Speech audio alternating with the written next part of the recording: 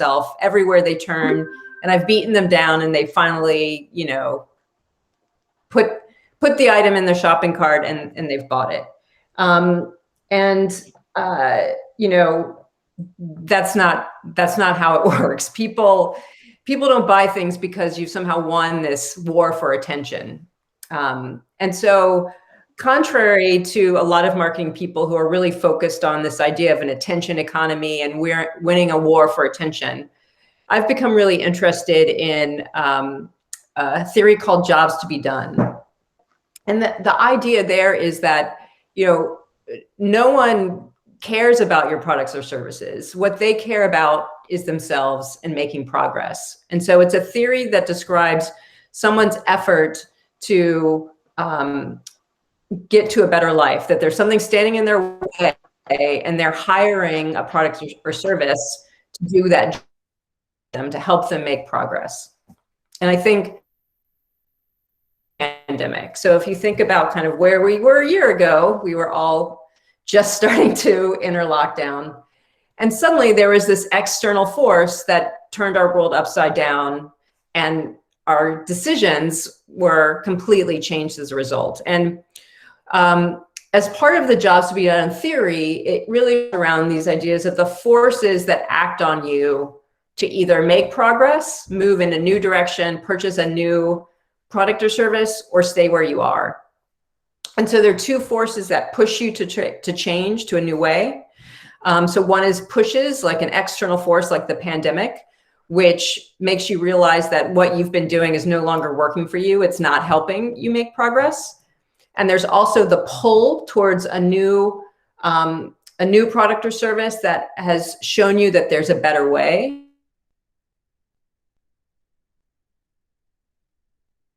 Change. One of those is just inner. Changing is too hard. I'm just going to stay where I am. Things are good. I don't have an image of some better life. And then there's also anxiety, because change is scary and people don't like to change. It's full of risks. And so there's the sort of fears around the change outweigh any benefits that you know of. And so I kind of saw this happening up close with a client of mine, and it revolved around school. So I don't know how many of you are parents. I'm a parent of a middle school kid and a high school kid. And with lockdown in the United States, right, they're in public school. Everybody is in the house all together trying to use the same Wi-Fi. And so what happened by the summer was that private schools, I know this was true of the Washington, D.C. area, as well as I think around the United States, saw interest and applications skyrocket. And so what was happening was not suddenly that private school got really, really good with advertising, or that they were, putting more messages out there, or they had some slick social media campaign. But you really saw how the forces that impact progress, combined with parents' job to be done, compelled them to make a change. So in the interviews that I did with my client, which is a private school in the area, the job to be done for parents is, when they're considering a move to private school, is I want an assurance that my child will get a personalized kind of education, that education will be tailored to them, so that, I can be convinced that they will be learning at the rate and the level that will challenge them, and that I will have confidence that the school can provide that. And so if you look at the different forces at play that led to this huge onslaught of applicants, is that the push was that public schools were letting parents down. They couldn't offer in-person education. And because parents associated being in person with being challenged and learning at a rate and a more personalized approach to education, they said, well, our children are automatically going to suffer, and we've got to find an alternative. And so the pull became much greater to shift schools. And their anxiety around cost and will the cost really be worth it? Will I really get that personalized attention that I think I will? Was completely overcome by the fact that they couldn't have school in person at public schools. And so this is a kind of theory for behavior change that I'm really interested in applying, not just to marketing, but it can be applied to, and is being applied to, product or service development. So at all levels of a company, in thinking not about like, I've got a cool idea, let me make it. It's kind of, what's the job to be done that I can help with? And how can I build a product or service around that and then tailor my marketing to that?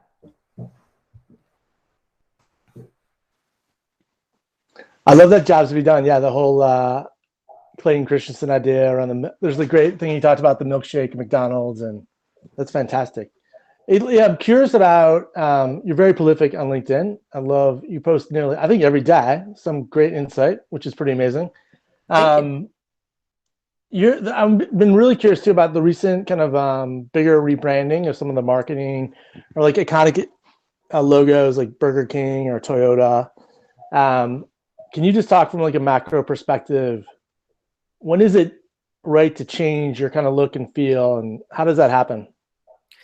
Yeah, I mean, there's lots of different things at play, but I think one of the big reasons is that, the external perception isn't matching internally what the vision is. And so you want to bring those things into alignment. So that's one of the reasons.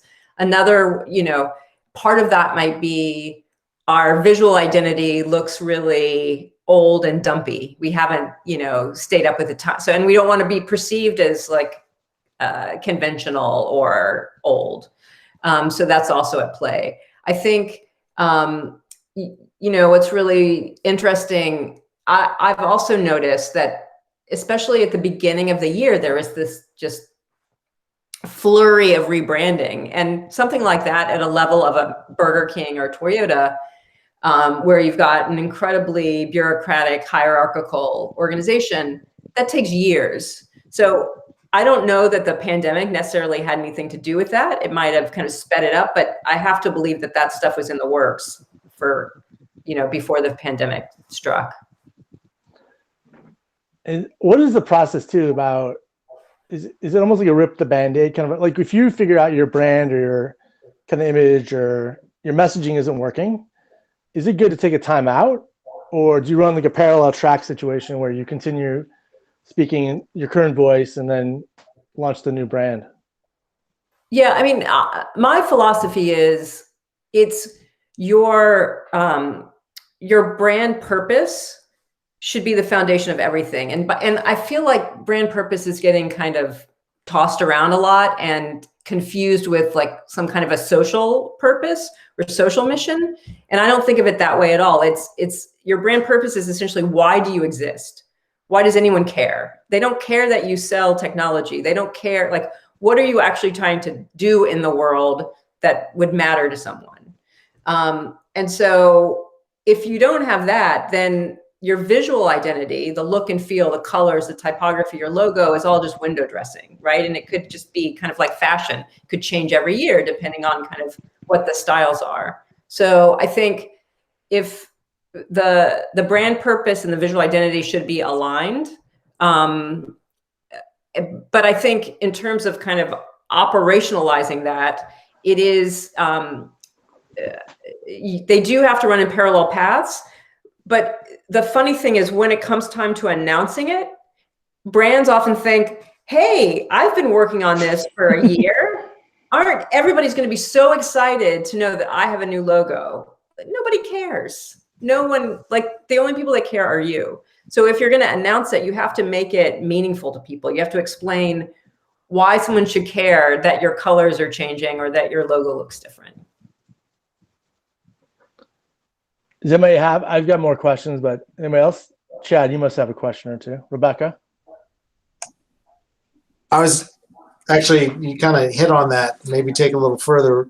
The company I work with is contemplating a change in their brand mark, and you hit it. Everyone thinks that they're going to care about it and it's going to mean so much. So how do you, but it is important to, I guess, the initial reaction that people have when they see that. You know, when you walk into the building, I'm in real estate, so we manage thousands of apartments. So it kind of needs to carry that over. So how do you combine this excitement over there's a new logo with what does that logo mean and how you get people to understand that? Because getting into the academic portion of it, of we picked this color because it means this and this angle represents the hills of the city, that no one's going to, they get lost in that academic side and going to completely turn off. Right. Yeah, definitely no one cares about the symbolism behind the logo. I think for it to matter, there has to be a reason behind it that impacts people, right? So we're changing our logo to signal that we are taking this new approach, and here's why you should care about it. This is what it means to you. This is how it's going to help make your life easier, you know, all of these things. And I think oftentimes companies don't think in those ways because obviously your visual identity, your logo is the most kind of almost the most tangible thing that people have to hold on to because it's visible versus what you actually stand for. So it's easy not to stand for anything and have an amazing visual identity, right? And so I think oftentimes brands confuse branding with visual identity and think, oh, we're just going to start using gradients now because it's cool and it'll help us look cool. But you're still not giving anyone a reason to care about actually what you do. It's this kind of cosmetic change. How do you know when people care? Do you have to ask them, or? Well, yeah, I think, you know, to me, branding is not, well, I think it starts with your approach to branding because, you know, oftentimes companies think of branding as something that comes after or something they need as part of marketing, which to me, branding is inseparable from your business. I mean, your brand purpose should really define kind of why you exist, right? So it'll help you make decisions about what services you should offer, what products you should develop, which products you shouldn't develop. And so I think in terms of kind of knowing if it matters to people, it's their, you know, apart from just basic metrics like, you know, are you profitable? Are things being sold? It's how are people talking about you? How are you being represented? What kinds of conversations are being had about you?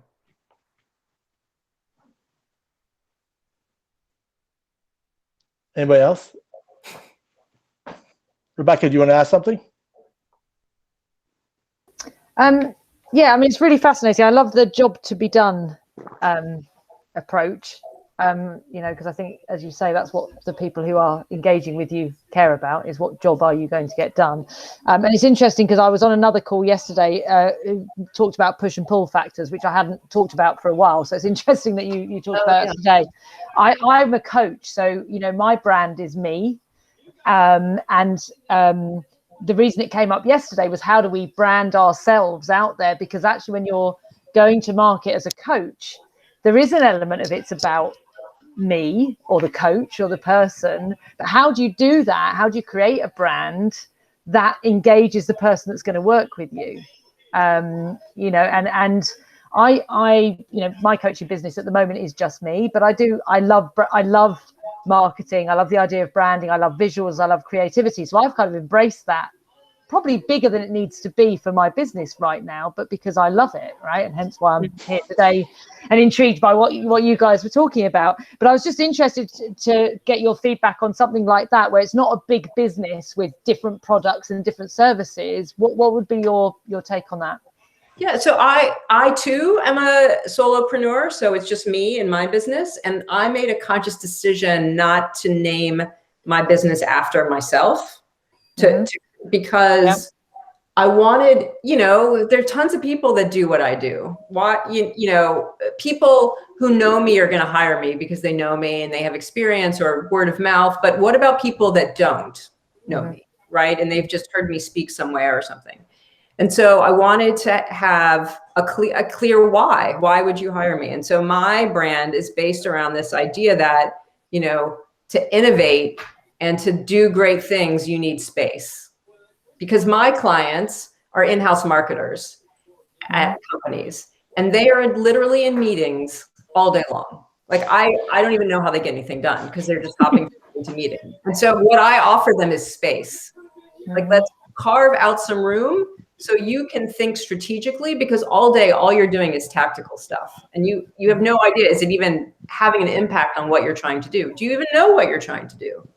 And so it's this idea of, you know, and my company is called Freedom. So it's that idea of kind of breaking away the constraints of your everyday calendar that you don't have much control over, and getting some freedom to really focus on what's important so you can move forward and have an impact at your organization. So I think it doesn't matter if you're an organization of 1 or 1 million, you still need to have some purpose to exist, because at a certain point, you exhaust the people that know you, right? And you need to kind of be able to tell a story to people beyond your network about why someone should hire you over someone that offers the exact same products and services. John, do you want to ask a question? Are you good? Is that a skull on your shelf too? I like that. It is. It's actually an incense holder. So yeah, I have a question. I've always had trouble with the why thing, that Simon Sinek thing. It feels like it's easier for brands. Like if my company was organic soap, I feel like it'd be a lot easier to come to a why than with what my company is, which is legal technology services for big corporations, where the why just really does most of the time seem like money. But I don't know. I guess I think the why can be pretty elusive.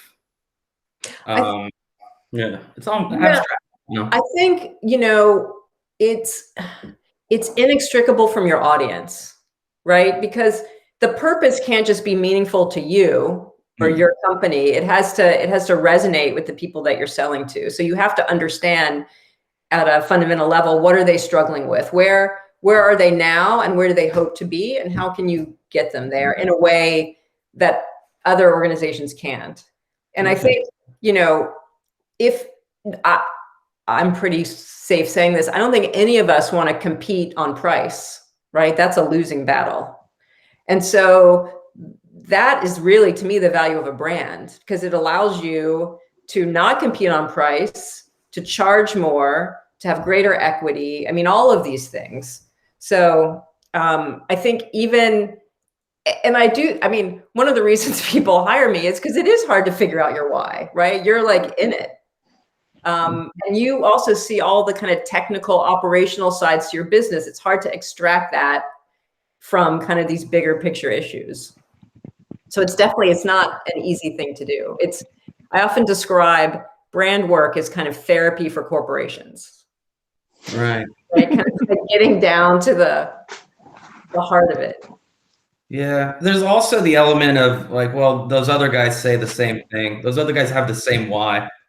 I mean, everyone in my industry has the same why. And I don't think it's necessarily because there's commoditization going on in it. It's just that, I mean, good service is the obvious answer, right? Like that's what everybody's why kind of circles around.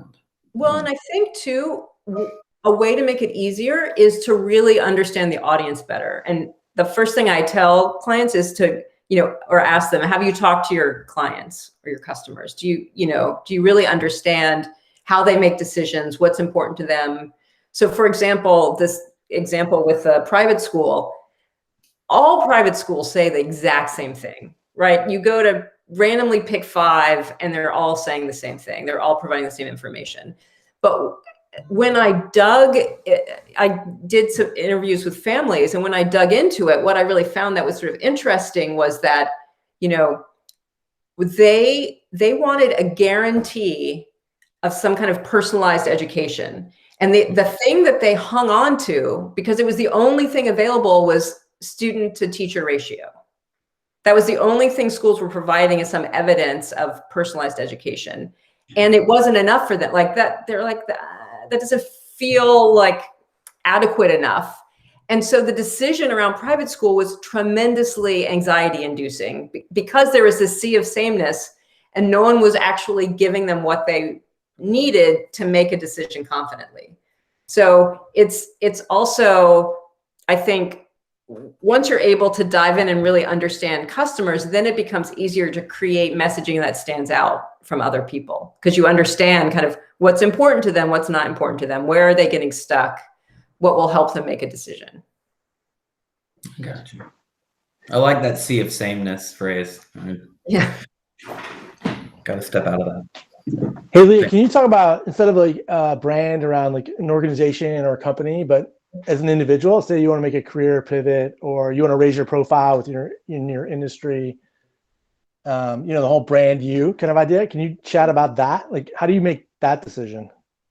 Yeah, I think, well, if you've, I mean, to me, that's a lot about thought leadership, right? Being known in a particular area. So I think it doesn't matter if you're a person or an organization, people have a hard time focusing because they think they're going to lose people, right? I've got to be everything to everybody or else I won't have any customers. That is like, yeah, entrepreneur nightmare, or any business. Yeah, you're like, yeah, I'm only going to pick one client. Yeah. But so the thing is that if you actually say, I'm going to be the expert in this, then you attract people that are interested in that. It becomes much easier to sell, versus if you try to be all things to all people, no one sees you as the answer.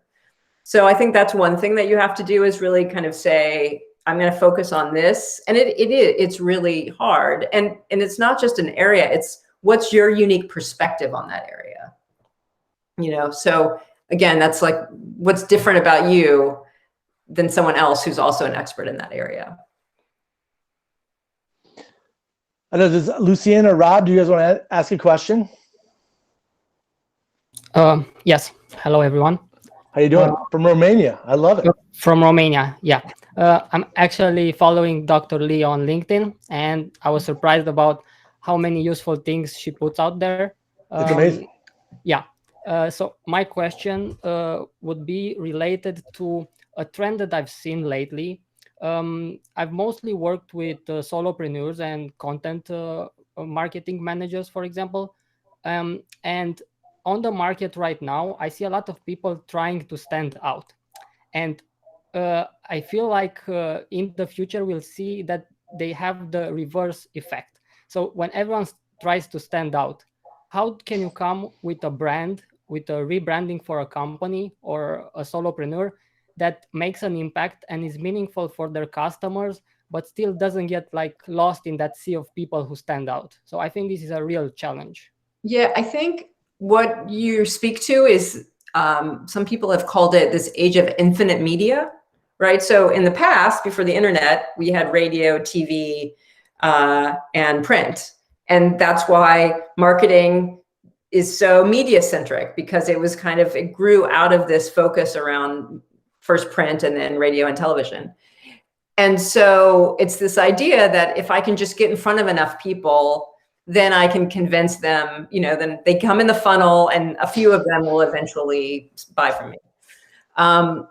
But when you think about now and infinite media, I mean, every day there's a new platform where you could be competing for eyeballs, right? It's like, it's literally infinite. There's no way you can do that.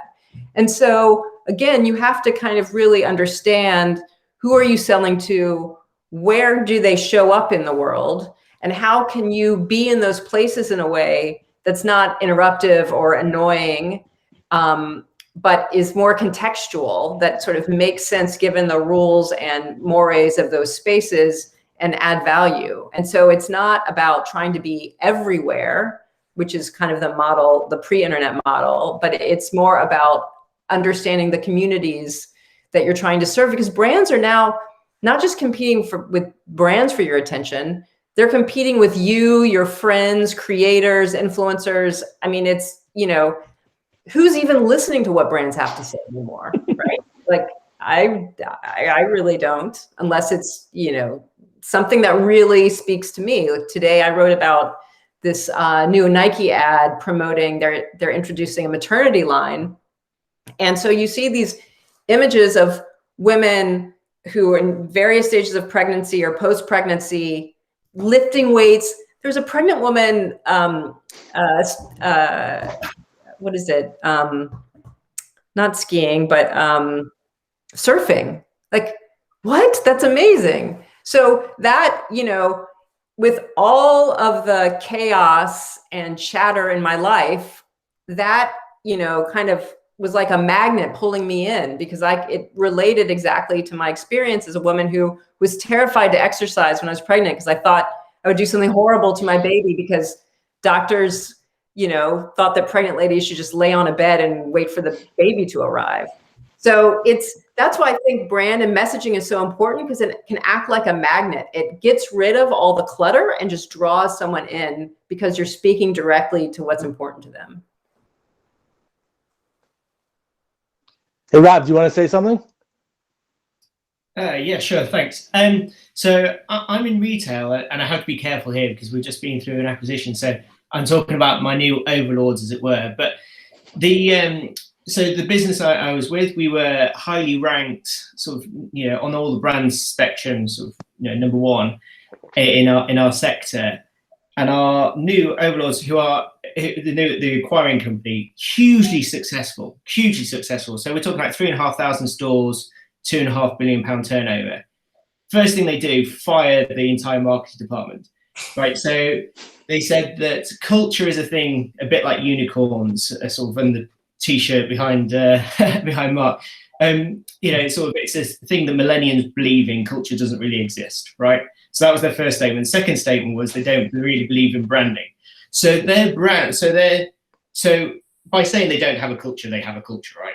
But they also spend no money on branding. Like, they've got like the worst branding, but they are unbelievably successful. Now, so their brand is sort of almost an absence of a brand, right? And all I can think is the retail sector is cash and carry. I don't know if does that translate to America? Do you understand the term cash and carry? So you know, they are really low margin. So all I can think is, by spending, like, obviously spending no money on branding, they have a brand that works. But it's really sort of disturbing my sort of business paradigm of brand. Yeah, and I love the point you made that, you know, they say they don't have culture, which is a culture, right? You can say that you're not spending any money on brand, but you have a brand because people talk about you. They have an image of you in their head. So you may not be crafting it or trying to control it or manage it, but it's there. It's like saying, oh, we don't design anything. Well, that is a design choice, right? So I think in the United States, there's a fast food chain called Five Guys. And that's what they don't do anything. They don't do any advertising, you know, and they're wildly successful. They're a combination of store-owned or company-owned and franchised. But they just believe, like, if we just make good burgers and fries, they'll take care of themselves. And they've got a cult following. And so I think it's not, you know, and there's some companies that spend a lot on brand and are, you know, because they don't have some of the other elements needed for a successful business, they fail. But it got me super curious about who this company is. I'll drop it in the chat. Hey, Leigh, before you go, I'm curious. Obviously, want to talk about the future, post-COVID, the new normal. You know, we've been spending so much time in the digital space. Do you have any thoughts on where the world's going, or is there a new normal? Is retail going to come back? Will I ever see London again? Yeah, I hope so. I mean, it's interesting. I saw. I typically hate those big consulting firms, but I saw McKinsey research a couple of days ago saying that in the B2B sector, which was highly before the pandemic, kind of in-person meetings and gatherings and doing business was so important, that people are saying now that, we've kind of learned how convenient and easy online conferencing is. And we don't think we're going to go back to the levels that existed before the pandemic. It's, it's expensive to do that. It's time consuming, all of these things. So I think it's not, I don't think it's like there's going to be this reset where we go back to the way things are. I think it's going to be this weird hybrid where there's going to be, certain things we'll lean into online. I also wonder how much anxiety will play into things. Like, I can't imagine going to a concert or a movie theater or like Broadway show. So I think I don't know. And then also what sort of like social inequities how will they play a role, and who has access to what, or who can do certain things. I just saw, I think it might've been Ford. I'm not sure. It was a big car company that gave their, I don't know, tens of thousands of employees. Now they're saying you can work from home for how long you want, which, I mean, that's going to be huge if companies are doing. And what does that do to downtowns? People, I mean, the demographic shifts that have already started to happen, I think they'll have political implications, certainly in the United States, if not all over the world. So I'm just kind of, I just have a natural curiosity of like, I just can't, like, I'm really interested to see kind of or even like fashion, right? I love clothes. And what's weird to me are these fashion houses are just putting out these collections like nothing's happening, right? So I don't know if maybe the ultra rich truly live in another hemisphere where they are just going to be in ball gowns all the time still. But, I don't think sweatpants are going away, or tracksuits, or, leisure wear. So especially with business attire, that kind of stuff, like suits, coats, and ties, well, people, I don't know. It'll be really interesting. Well, I don't want to, Chad Muniz, my good friend's a big fan of Billy Reed. So he's been scarfing up all kinds of cheap Billy Reed gear, but where are you going to wear it? I'm sweating it out though. I'm worried about him. Hey, this was great. Is it cool? Can I share your email with the folks? Yeah, definitely. On the call here. And then besides LinkedIn, what's other good place to follow you? Twitter. So at Twitter. I love it. On Twitter. If you're more interested in my fashion, Instagram, at Leigh George on Instagram. No, seriously, as you know, DC is not the coolest place in the world. So I appreciate your effort to make it more interesting. And hopefully when we can like all go out. The concert thing is super interesting. As a sidebar, I've been talking about this thing called the Taylor Swift Index. Like when Taylor Swift announces a tour, then we're kind of back to normal. And then I don't know if you noticed, but after the Super Bowl, The Weeknd announced the 2021 tour, and he's going to show up in Vancouver, British Columbia, like in January, and like, I don't know if the local officials know that, but he's planned like a whole global tour. It's pretty wild. Like the push and pull factor, like how do you plan? How do you move forward? And would you go to a concert with 50,000 people and to see The Weeknd? I don't know. There were some really, like Billie Eilish did a super cool kind of digital concert that really leaned into what's possible online that you can't do in a stadium. So I just think there's so much creativity or creative possibilities that people haven't even begun to explore with online experiences. Chad's got it. What was it? What did your daughter watched some concert on Twitch? There was like on Fortnite. On Fortnite, yeah. Oh yeah. Yeah. So, who was that? I actually wrote a post about that. I think it was Travis Scott. Yes, yeah. And he's just started. I mean, in terms of like infinite media and creators, he's just now started. He not only is a performer, but he's like launching a alcohol beverage line, and I think he also has a fashion line. I mean, it's going to be really interesting to see what happens with traditional brands versus creators and how they're able, or they're now actors that have ad agencies. So there's this kind of melding of worlds and hybridization that has only been accelerated by the pandemic. Well, that was great. Any last question? We're good? Thanks for joining across the world. This was great. Yeah. Thank you. Thank you, Leigh. Rob, Thank you. that sounds like an interesting, interesting thing you're working through. No, Rob, we should all spend more time with Rob. He's got a lot going on. Yeah. He's also, Rob is starting a bike company too, which is interesting. So Yeah. we Great can time buy to his bike someday. Yeah. One day. Counter-gravity aluminium bikes. Yeah. So, yeah. I love it. All right, everybody. Thanks a lot. Brilliant. Dr. Leigh, thank you very much. That was great. See you. Bye.